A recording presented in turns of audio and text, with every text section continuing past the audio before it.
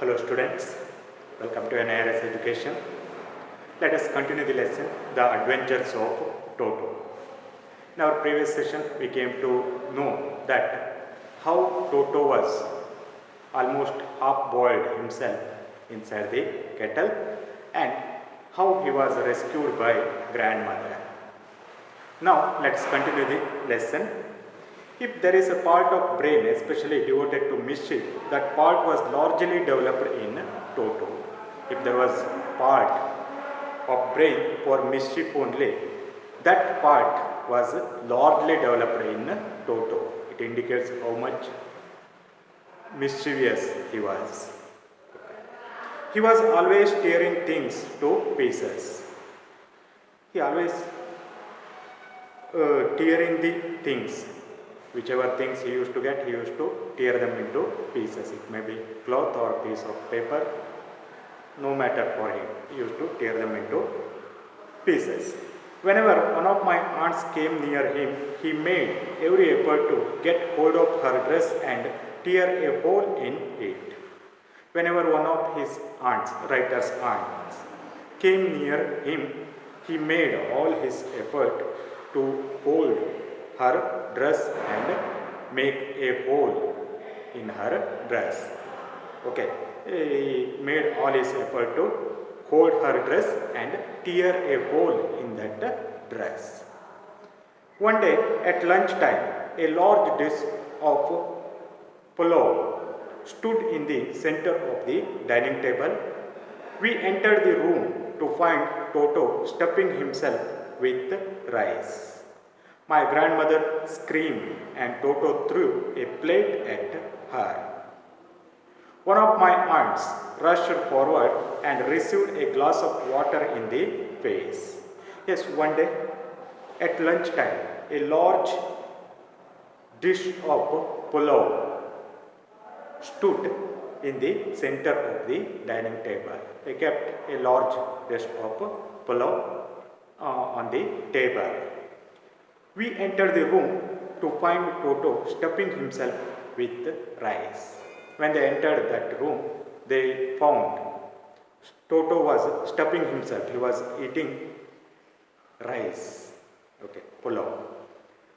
My grandmother screamed and Toto threw a plate at her.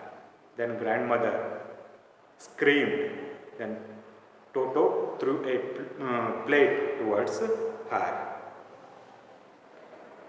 One of my aunts rushed forward. Then one of the writer's aunts rushed forward and received a glass of water in the face. She received a glass of water in the face. Means Toto threw a glass of water towards writer's aunt. When grandfather arrived, Toto picked up the dish of pulao and made his exit through a window.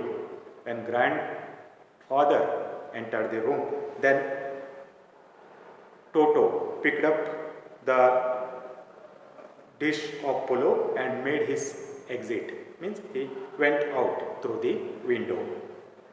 We found him in the branches of jackfruit tree. Later they found him in the branches of jackfruit tree. Means he climbed a jackfruit tree. He was sitting there. The dish still in his arms. He was holding that dish still in his arms. He remained there all afternoon, eating slowly through the rice, determined on finishing every grain. Yes, he remained there all afternoon and eating slowly through the rice, and slowly he was eating rice, determined on finishing every grain. It seemed so that he determined means he decided to eat every grain, every grain which is there in that dish. He wanted to eat everything completely. He did not want to leave even one grain also. And then, in order to spite grandmother, he had screamed at her. He threw the dish down from the tree and chattered with delight when it broke into 100 pieces. And then, in order to spite grandmother, spite means see, irritate or in order to annoy. In order to annoy grandmother, he screamed at her. Who had screamed at him. Grandmother earlier screamed at him. That's why, in order to annoy her, in order to irritate her, he threw the dish down from the tree. He threw that dish down from the tree and chattered with delight.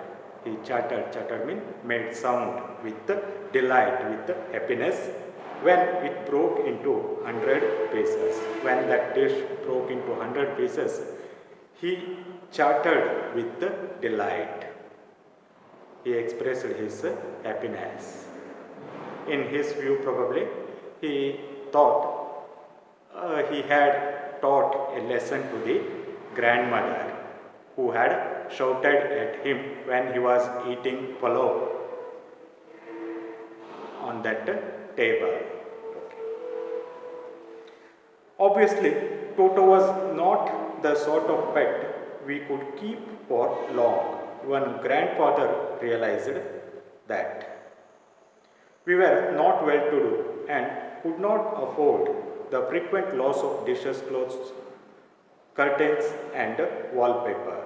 So grandfather found the Tonga driver and sold Toto back to him for only 3 rupees. See, obviously Toto was not the sort of pet we could keep for long. Then almost everybody in the house understood that Toto was not a sort of pet that they could keep for a long time. It was impossible for them to keep Toto in the house for a long time because of his mischievous behavior. Even grandfather realized that. Even grandfather also realized that. He understood that we were not well to do. They were not rich people. Okay, that family was not a rich family and could not afford the frequent loss of dishes, clothes, curtains and wallpaper. They could not afford, they could not spend money on frequent loss of dishes, clothes, curtains, wallpaper. Okay, because this monkey, it used to damage those things. It used to tear the clothes, it used to tear the curtains, it used to break the dishes, it used to tear the wallpaper. So again and again they had to spend money on that. It was difficult for them because they were not rich people. So grandfather found the Tonga driver. Grandfather again found that Tonga driver from whom he had purchased this monkey or bought this monkey and sold Toto back to him for 3 rupees. And grandfather told this monkey to the same Tonga driver for 3 rupees. He bought it for 5 rupees, but he sold it for 3 rupees. It shows how much trouble this monkey had given to that family members and how much mischievous he was. And there was no other way for grandfather instead of selling this monkey back to that Tonga driver. It was lost for him. Then also he sold it to the Tonga driver because they could not bear the mischievous behavior of that monkey. And they could not afford the frequent loss of the things like dishes, clothes, curtains and wallpaper. Okay. With this we have completed this lesson. Let us go for another topic in the next session. Thank you for watching.